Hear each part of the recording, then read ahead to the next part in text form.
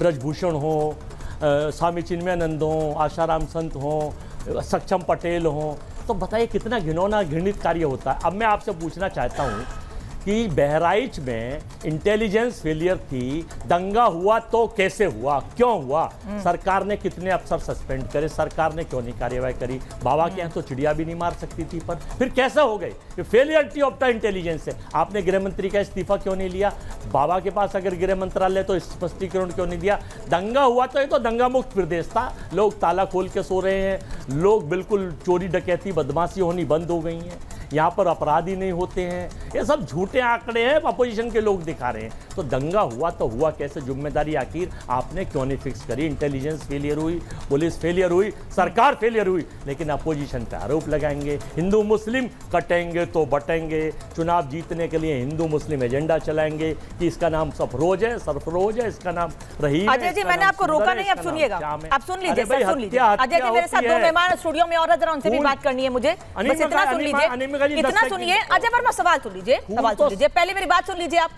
आपने रिपोर्ट देखी अभी मेरे सहयोगी वैभव की, जो वहां से दिखा रहे थे कि राम प्रसाद नाम का व्यक्ति है जिसके घर पे नोटिस लगा हुआ है, उसमें धर्म या जाति नहीं देखी गई है, इलीगल कंस्ट्रक्शन है, तो कार्रवाई की तैयारी कर ली गई है। वहां कौन सा धर्म देखा गया है सर? राम प्रसाद किसका नाम है? आप कह रहे हैं जाति और धर्म देखकर कार्रवाई की जा रही है, मतलब उसी लाइन पे चलना है आप लोगों को? नहीं, मैंने तो आपका नाम नहीं लिया, मैंने तो किसी का नाम ना, आपने कहा कि सरकार, आपने कहा सरकार धर्म देखकर एक्शन कर ले रही है, आपने कहा सरकार धर्म देखकर एक्शन ले रही है, लेकिन मैं ये कह रही हूँ, अभी रिपोर्ट देखी आपने बहराइच की रिपोर्ट देखी? और सुन लीजिए, और सुन लीजिए, और सुन लीजिए, मेरी तो सुन लीजिए। अब मैं जब बता रहा हूँ 10 सेकंड के लिए, मैं आपसे पूछ रहा हूँ, जो मैंने सवाल पूछा, इंटेलिजेंस फेलियर कैसे हुई, सरकार कैसे फेल हुई, दंगा कैसे हुआ बहराइच में जब बाबा की सरकार मुस्तैद थी? चिड़िया का बच्चा पर नहीं मार सकता, बदमाश या तो जेल में या एनकाउंटर है, बुलडोजर चलेगा। लेकिन आप जब अपना एजेंडा चलाएंगे, बांटने वाली राजनीति करेंगे, हिंदू मुस्लिम करेंगे, तो इस देश में शिवम जवाब देंगे, फिर मैं स्टूडियो में कैसे जवाब? जिम्मेदारी डबल इंजन की सरकार की है। जवाब अपोजिशन के ऊपर इनका नाम मत लगाइए, उन्हें बदनाम करके एजेंडा मत चलाइए। ठीक है, ठीक है शिवम। देखिए, ये अजय वर्मा जो है वही ये चुप्पी गैंग के सदस्य हैं। ये जो चुप्पी गैंग बन गई है ना कांग्रेस के, अगर राम गोपाल को मारा तो चुप्पी साध लो, वो लड़कियों लड़ सकती हूँ वाली भी चुप हैं, इसके अलावा राहुल गांधी भी चुप हैं, इसके अलावा शरद पवार भी चुप हैं, इसके अलावा उद्धव ठाकरे भी चुप हैं, सब चुप हैं, अखिलेश यादव भी चुप हैं, जिनके ऊपर बुलडोजर चल रहा है उस पर तो बोलेंगे, लेकिन किसी की जान चली गई उस पर नहीं बोलेंगे। रामगोपाल के बारे में 2 शब्द इनसे निकले नहीं, और आज ये कह रहे हैं कि सेलेक्टिव कार्रवाई की जा रही है। कोई सेलेक्टिव कार्रवाई नहीं है, और ये कहते हैं कि दंगे में इंटेलिजेंस फेलियर है। इस देश में कितनी जगह इंटेलिजेंस फेलियर बताओगे? अशोक गहलोत की सरकार में शोभा यात्रा पर पत्थरबाजी होती थी, करने वाला एक धन था, पिटने वाला एक धन था। कैसे भाई, इंटेलिजेंस फेलियर था क्या? फिर उसके बाद जैन धर्म की यात्रा निकल रही थी, उसमें जो है पत्थरबाजी करने वाला वही समाज था, पिटने वाला समाज दूसरा था। इंटेलिजेंस फेलियर था क्या? त्रिपुरा में जो है यही शोभा यात्रा पर पत्थरबाजी हो रही थी, इंटेलिजेंस फेलियर था क्या? बंगाल में शोभा यात्रा पर पत्थरबाजी हो रही थी, ममता बनर्जी, और इंटेलिजेंस फेलियर था क्या?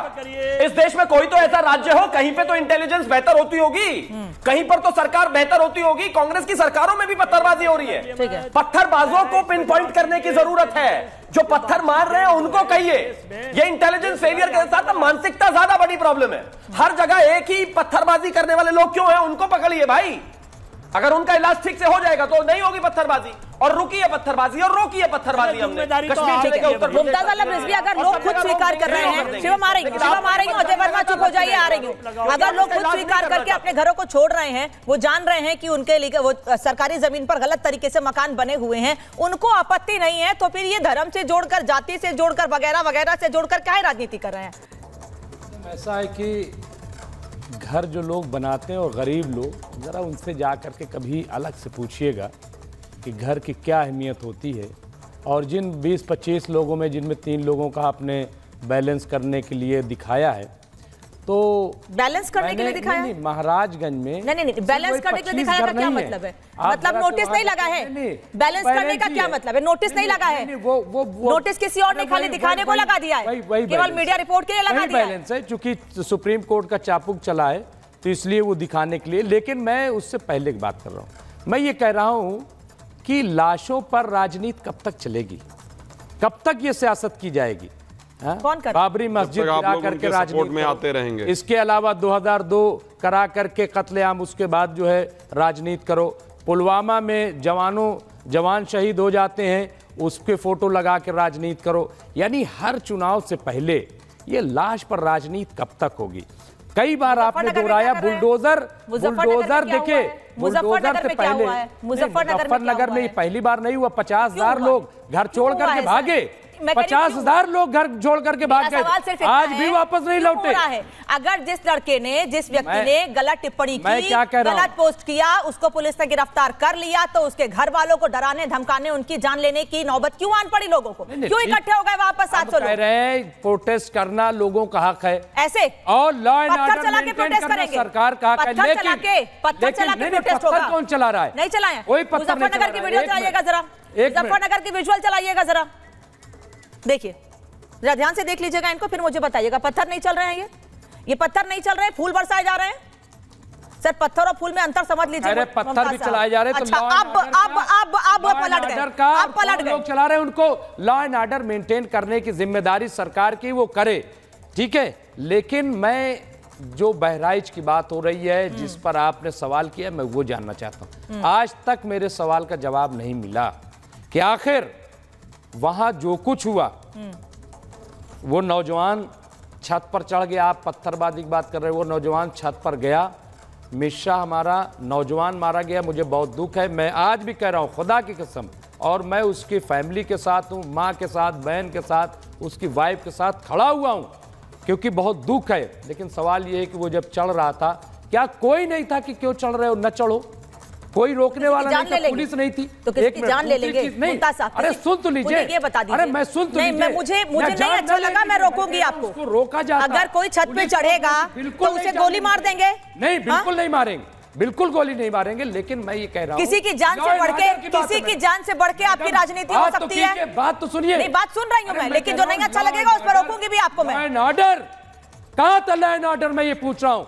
जब वो चढ़ रहा था, रेलिंग तक गिराई गई, सब कुछ हुआ, उसको पकड़ा गया होगा। मैं बार बार कह रहा हूं कि पकड़ के जब मार रहे थे, पुलिस हमारी कहां थी? अच्छा। उसी वक्त ठीक है, उन कातिलों को पकड़ा जाता, उसी वक्त उनको मारा जाता। तो एनकाउंटर हुआ तब भी तो सवाल खड़े कर रहे हैं। अरे 4 दिन बाद पकड़ा तो भी धर्म से जोड़ रहे हैं। सर 4 दिन बाद पकड़ा, 4 दिन बाद पकड़ा तब भी तो धर्म से जोड़ रहे हैं। क्यों जोड़ रहे हैं धर्म से? बोल ही नहीं रहे उस पे, हम तो ये कह रहे हैं, जो बोल रहा है उसको बोलिए। हो रहा है बाद में, जो बोल रहा है, जो बुलडोजर एक्शन को धर्म से जोड़ रहा है उसको बोलिए। सर सुनिए, ठीक हुआ है मुमताज साहब,